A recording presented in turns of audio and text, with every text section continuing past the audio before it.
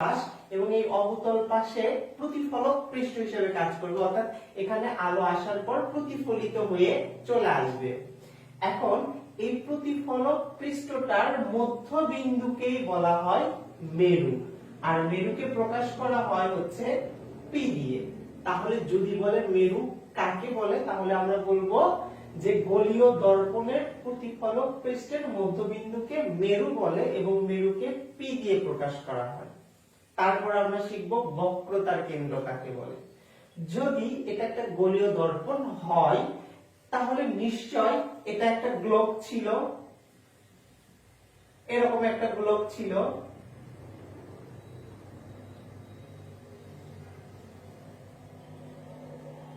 এখন গোলীয় দর্পণ এটা একটা গোলকের অংশ ছিল, তাহলে এই গোলকের যে কেন্দ্র আমরা খেয়াল করি, এই গোলকের যে